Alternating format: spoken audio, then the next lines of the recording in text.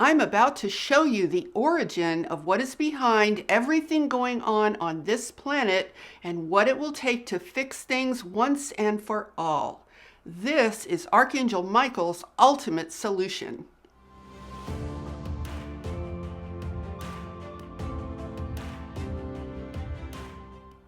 Hi, I'm Saratoga Ocean, and I help people to spiritually awaken so they can enter a conscious path of ascension. And be sure to subscribe to my channel so you can follow all of my videos to guide you on your spiritual awakening. Now, we are at the end game when it comes to our ascension and to everything going on this planet. I'm going to show you some deep behind the scenes information so that you can understand exactly what has been happening to us for thousands of years and why it's been happening. I'm going to explain exactly how our planet got into this situation of duality, pain, and suffering. And this will help you to stay more grounded and clear and avoid confusion as things seem to be getting crazier and crazier. What I'm about to show you will help you to understand Archangel Michael's higher purpose when it comes to this planet and what his solution is to what we have been enduring for thousands of years. Now, if you've been following me, you probably know that I'm a walk-in and a full-body channel. And I have been working with and channeling Archangel Michael for many years. So I want to start by sharing with you the ultimate backstory and origin of why we find ourselves in this long-term planetary predicament. Let's start by talking about the iconic image of Archangel Michael slaying what appears to be a dragon or a serpent with his sword of light. Now, there are all kinds of interpretations about what this means, but I'm going to tell you exactly what it means and how it pertains to our situation today, because this is by no means just a symbolic image. It's meant to be taken quite literally, but not exactly in the way that you might think. In order to understand this, we have to go all the way back to the most accurate metaphor that was ever created. And that is the story of the Garden of Eden. Now, before I start, you need to know that I am not religious and I am not a Bible scholar. So if you're a Christian, please don't leave me any nasty comments or Bible quotes. Don't bother leaving me hateful comments because I'm just going to delete them and I'll probably block you as well. Now, back to the Garden of Eden. I have always said that this is probably the most tragic story ever written about our planet. And it is also the most accurate. Now, we still have to view this as a metaphor because the way that this really unfolded is actually more complex than the simple story that is written about in the Bible. But in this story's simplicity, it tells us everything that we need to know about how we got to where we are today. The Garden of Eden represents our planet in its natural state at a very high level dimension of existence. There was no duality or darkness. There was only light, love, and joy. It was truly an infinite paradise. There was no such thing as reproduction or a food chain where creatures have to eat each other in order to survive. There was no death, no violence, and no suffering of any kind. And there was no such thing as entropy, where things lose their energy over time and disintegrate. Earth existed in a beautiful state that we like to call the real world. So what happened to bring us to the condition that we're in today? The Garden of Eden is the story of the serpent and the source of fear and all of its manifestations. It's a story about how that serpent infected our consciousness and turned us into victims instead of the powerful creators that we truly are. Now, this is by no means a religious story, because in a religious version of this story, it's just full of guilt and recrimination and punishment and stuff like that. In truth, it is an extraterrestrial cosmic story about an experiment that went awry. The experiment was an experiment in physics. It was actually done out of curiosity instead of out of love. But this experiment unleashed a Pandora's box of unimaginable consequences throughout this universe. It was literally what created the existence of duality and darkness versus light. Now, as I talk about this metaphor of the Garden of Eden, understand that it is by no means complete. I have to talk about it in linear, one-dimensional terms, which actually distorts its larger meaning. But that's how our language is designed. It's a linear, one-dimensional language, so that's really the only way that we can talk about pretty much anything. So you can just follow along and see if what I have to say resonates for you. You're going to have to read between the lines to some extent so that you can intuit its larger ramifications. The source of fear is a manifestation of a certain distorted form of physics that gave rise to all kinds of creatures and reptiles. Now imagine a planetary paradise called Earth, where one of these reptilian beings managed to enter. This entity took on the form of a serpent as a very sly and sneaky kind of individual. So let's talk about how humanity fell for its tricks. Now, I know the story focuses on Adam and Eve as the first man and woman, but I don't really need to get into that to get the point of this story across, because this is really a human story. It's not a story just about two isolated individuals. Now, you can think of the source of fear as being like a thought virus that this serpent creature had in its proverbial pocket. Now, don't take this literally. Remember, this is just a metaphor. So this sneaky serpent enters our beautiful planetary garden and points to something called the tree of the knowledge of good and evil. Now, it wasn't really a tree. It was actually an idea that the serpent wanted us to buy into and embrace. Now, the tree of the knowledge of good and evil is an absolute depiction of the source of fear. And the key words in this sentence are knowledge of good and evil. The source of fear brings about a kind of knowledge that you never ever want to have, because that knowledge comes in the form of a direct experience. Once you embrace knowledge of good and evil, you will be instantly plunged into an abyss of duality and suffering. It's completely unavoidable. Eating of the fruit of that tree means to take into yourself a new program about creation. It's kind of like a virus that programs your consciousness so that all of your creations arise from a foundation of duality and good and evil. Now, the religious version of this story is not at all accurate in my opinion. The religious version claims that Adam and Eve were thrown out of the garden as punishment for disobeying God. Okay, so in my humble opinion, this is a flat out lie to give religions the ability to control us with fear and guilt forever. See, you guys, what really happened here is all about physics.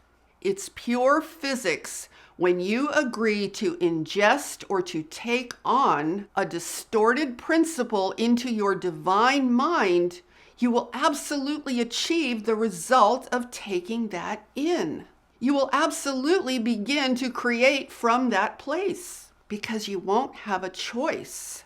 See, the source of fear is kind of like a virus. In the physical world, a virus takes over the functions of your DNA. It causes your body to act in obedience to the virus instead of functioning in harmony with your body's original design.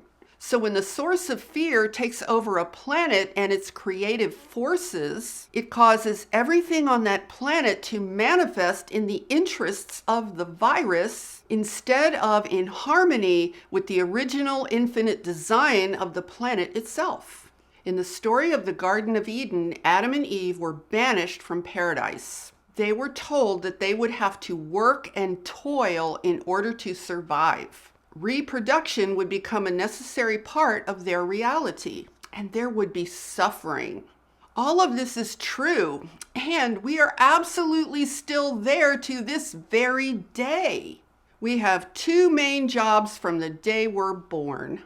We have to work hard to survive, and we're supposed to reproduce. And boy, do we suffer along the way. I mean, that is really an understatement. Now, ever since this story began, we have been told that we humans are born with original sin. Now, if you take the whole religious guilt out of that, in some weird way, it's kind of true. It's true if you understand that on this planet and in this dimension, we are born carrying the source of fear in our consciousness.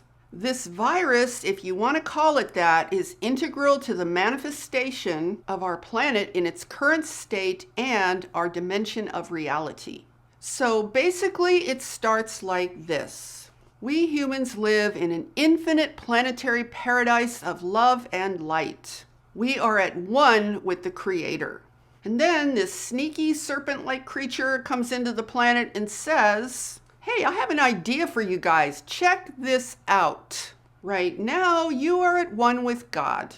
You feel the full force and presence of the one infinite Creator. But there's something you do not know." And that's where the serpent's lying begins.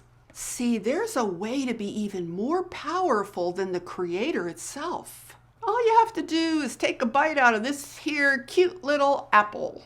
Now, of course, the Creator doesn't want you to know anything about this, because when you take a bite out of this apple and you gain this knowledge of good and evil, you're going to actually be more powerful than the Creator itself. And boy, you guys, there's a whole story around how that is absolutely the truth of how this entire illusion got created. That is a big story for another day. But just as an aside, I was thinking about how this serpent kind of sounded a lot like the politicians sound today. Kind of weird, isn't it? Anyway, so the humans said, well, sure, why not expand our power? I mean, we are meant to be expansive creators after all. So, this weirdly sounded like kind of a good deal. Now, there wasn't really an apple and there wasn't really a tree. This was really about embracing a lie that this clever serpent had something new and powerful up its sleeve. Now, in order to fully understand what happened next, we'd have to get into the actual physics of this strange idea that this serpent carried. And that's way too long to get into in this small video. So for right now, let's just keep it really simple. Here's what happens when you embrace this idea. In overly simple terms, you click into the source of fear when you erroneously say that you are not God. You are not the Creator. Yes, I know that's religious blasphemy for me even to suggest such a thing. But I want you guys to think about something. How do you explain the fact, the very real fact, that the one ever-present Creator is omnipresent? Omnipresence means there is nothing that isn't God. So if something is claiming to be not God, then that something is a lie and an illusion.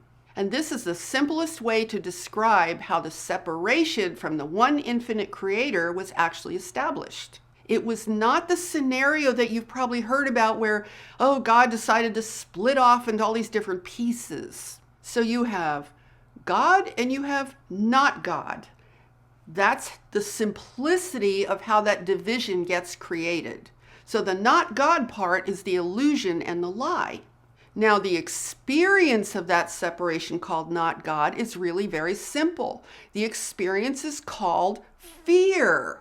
And that also includes the polar opposite of fear, which is anger. Now, some people think that love is the opposite of fear, but it's not. Love doesn't have an opposite. It is omnipresent and completely whole. The actual opposite of fear is anger, and that's also a matter of physics.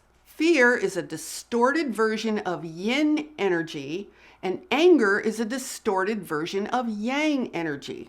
And both of these versions of those two creative forces, yin and yang, the fear and the anger, those versions are really messed up, you guys. This is not supposed to be how creation manifests. So once the humans took the proverbial bite out of the apple, it instantly shifted their entire consciousness into the trap that was set for them. Now humans could be manipulated and used for their energy. They could be completely disempowered through fear, anger, and division. And by the way, have you noticed how intensely we are being pushed into those three things today? Anyway, this is how our planet was captured by the reptiles. We have been unable to extract ourselves from this trap because we are intent on making duality, fear, and anger part of our spirituality and part of what we call being human. So, the iconic image of Archangel Michael slaying the serpent dragon with his sword of light is meant to be taken literally on a planetary scale. But here's the thing, you guys. Archangel Michael is not our savior in the sense that we can just sit back helplessly and let him do all the work while we continue to collectively hold on to a bunch of weird self-sabotaging beliefs. And this is because we have free will. And our free will is always going to be honored no matter what we intend for ourselves. So if we want to make excuses for our plight and continue to frame it as a spiritual journey filled with guilt and helplessness, then that's what we're going to get. We will continue to get a spiritual journey of darkness and light, pain and suffering, and good versus evil. And if not here, it'll be somewhere else in the universe. So the main point of my telling you this story is to say that we really need to evolve. We need to position ourselves in an intelligent way that matches the ability of the angels and the higher beings of light to help us. There has to be some degree of a match in consciousness so that we can enlist a corresponding intent from within ourselves that matches their intent.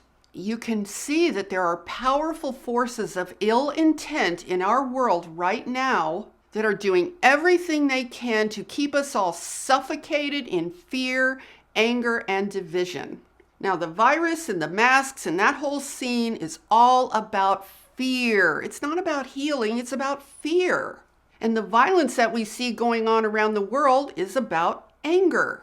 And then we have the issues of politics and skin color, which are all about division. So there you have it, fear, anger, and division. Goes all the way back to the very beginning. It's exactly the same playbook. So I share this story with you so that you can hopefully start to see beyond the veil. And you know how everybody says, we need to take the red pill, everybody? Well, guys, we need to take probably a whole series of red pills. This is our time to wake up on multiple levels of consciousness. And this is what ascension and spiritual awakening are for. The only way to counter what is happening to us is that we need to wake up fully. This is the cooperation that is needed in terms of our relationship with Archangel Michael and all of the other higher beings of light and love that are here to help us. So you need to start by listening to your heart. Your heart will always tell you the truth. It is your ultimate source of power in this situation. Your heart holds the light of reality that you carry with you at all times. Your heart is the beacon of love and light from that real world, that paradise that I was talking about at the beginning of this video. Now, don't pressure yourself to try and process all of this at one time. You want to be patient and give yourself some time, but more importantly, you don't want to waste time either. Stay conscious. Stay centered within and always, always be true to yourself and true to your heart. Remember that there is always incredible help available in this universe. We just have to be willing to evolve so that we can at least meet Archangel Michael and all of that help available, so that we can at least meet all of that halfway. Now, if you enjoyed this video, give it a thumbs up and share it out with your friends. And be sure to subscribe and hit that notification bell, because I am here every Sunday, Tuesday, and Friday with new videos to support and guide you on your awakening journey. And with that, I'm sending you loads of love, light, and positive energy. Stay empowered, my friend. Namaste.